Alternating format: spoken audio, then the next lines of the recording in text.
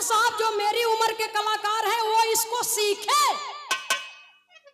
क्योंकि ये बिरहा है और बिरहा एक ऐसी धरोहर है, एक ऐसी विधा है, एक ऐसी परंपरा है कि बिरहा से हमारे समाज में सुधार हो सकता है। लेकिन दुख तब होता है जब हमारे बिरहा के कलाकार ही बिरहा में भ्रष्टाचार पैदा करते हैं, बिरहा को गंदा कर रहे हैं बाबूजी, तभी दुख होता है, तकलीफ होता है। अन्यथा बिरहा ऐसी चीज है कि बिरहा विदेशों में अपने पूर्वजों के नाम का परचम फहराया है बाबूजी। अरे यार हर में याद कुमारी, अरे यार हर में याद कुमारी,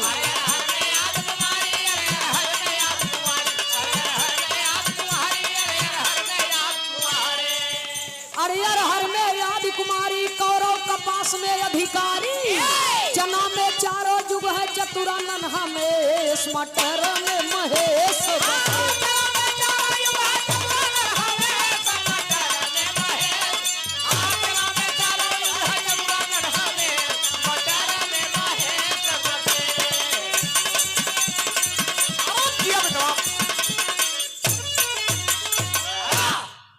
कोदव में कालिया नाग और काल पुरुष निर्वाण सुनो। यहाँ पर बुजुर्ग पुरनिया दादा लोग बैठ, पहले एक दाना होत रहा जेकर नाम कोदव रहा, अब वो नहीं मिलते, वही के नाम लेके बुढ़िया आजी लोग नाती पोता के गरियावे।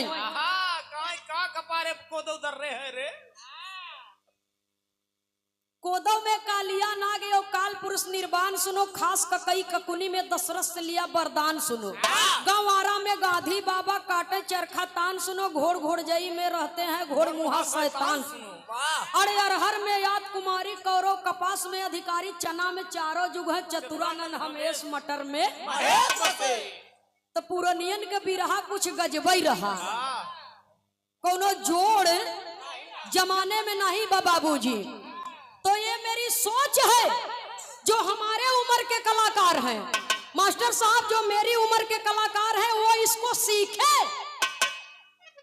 क्योंकि ये बिरहा है और बिरहा एक ऐसी धरोहर है, एक ऐसी विधा है, एक ऐसी परंपरा है कि बिरहा से हमारे समाज में सुधार हो सकता है। लेकिन दुख तब होता है जब हमारे बिरहा के कलाकार ही बिरहा में भ्रष्टाचार पैदा करते हैं, बिरहा को गंदा कर रहे हैं बाबूजी, तभी दुख होता है, तकलीफ होता है। अन्यथा बिरहा ऐसी चीज है कि बिरहा विदेशों में अपने पूर्वजों के नाम का परचम फहराया है बाबूजी। और बनारस की धरती एक ऐसी धरती है जहां पर बिरहा को लोग पैदा करते हैं, बिरहा जन्म लेता है इस धरती पर। तो इस धरती को मैं प्रणाम करती हूँ, नमन करती हूँ। सुनने वाले श्रोता सज्जनों, गाना का कोई और छोरे जमाने में नहीं बा, यही बदे बाबू राम कैलाश जी कबो कबो गावे कि हम तुम चोरी से, हम तुम चोरी से बंधे एक डोरी से, जइयो कहाँ ए हुजूर।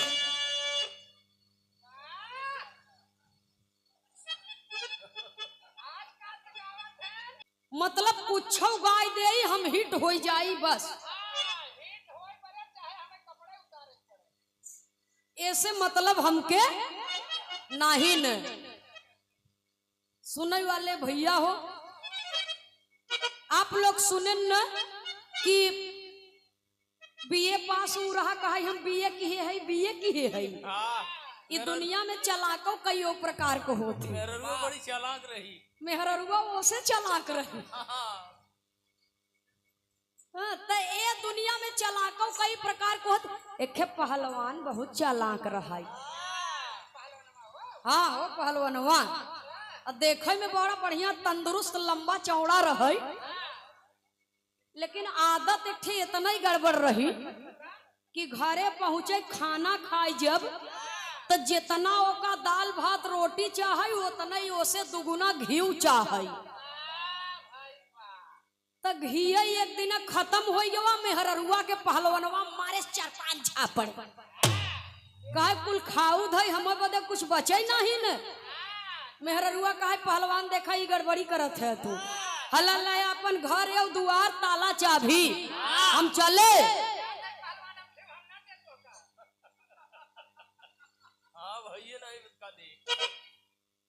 दुल्हिया गई नैहरे, नैहरे चली गई बाबूजी। 2-3 दिन बीता, पहलवानों पहुंच गए, ससुरारी पहुंच गए, बोलावे बदे दुल्हनिया के। और जब बोलावे गवा बाबूजी तो दुल्हिया कहा अरे मोरी माई रे,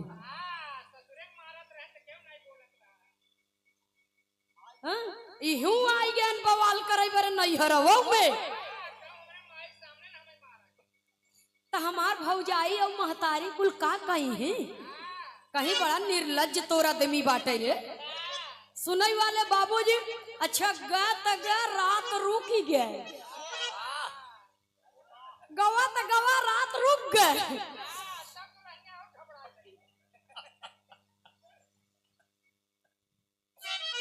और जब रात रुक गवा संजा खाना वाना बना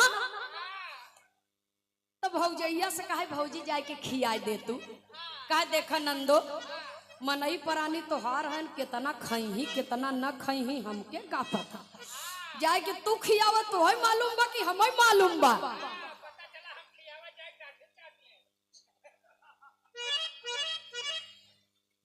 तो दुल्हिया जब इतना बात सुनत बा तो कहे देख भौजी जाए के खियाई देते नैहरे के देश है, कहीं एक काम करा बिट्टो जा तू खियावा, क्यों तो है कुछ बोले न।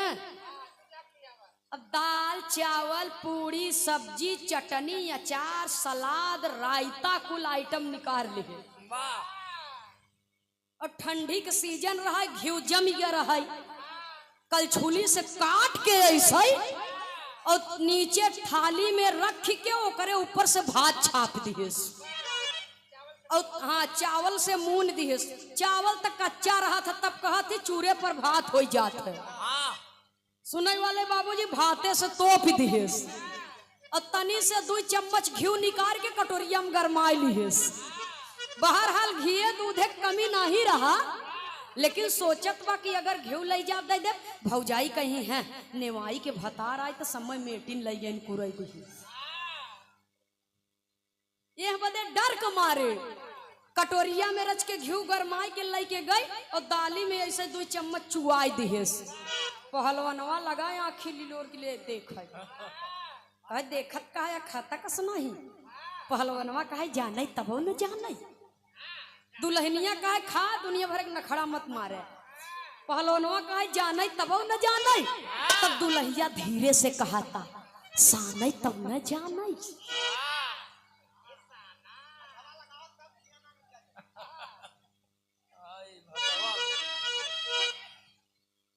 जब सनबे तब जनबे की तब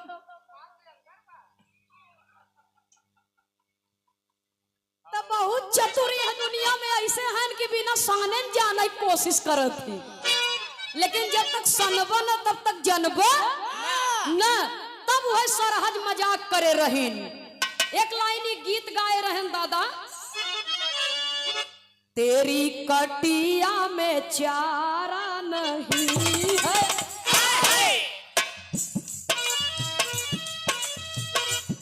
तेरे कटिया में चारा नहीं है, इसलिए मछली फंसती नहीं है। तेरे कटिया में चारा नहीं है, इसलिए मछली फंसती नहीं है। तेरे कटिया में चारा नहीं है। सुनने वाले बाबूजी गाना तो बहुत बा, तेरे कटिया में चारा नहीं है।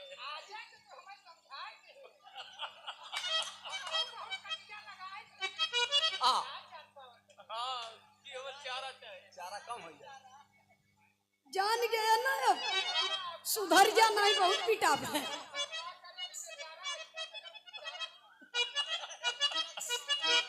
इसलिए लास्ट में एक समाज से संबंधित छोटी से ज्यादा 5 से 7 मिनट के, इसलिए कि सुबह हो गई है। क्या कहना है, मनोरंजन अपने जगह पर बा और बिरहा अपने जगह पर बा।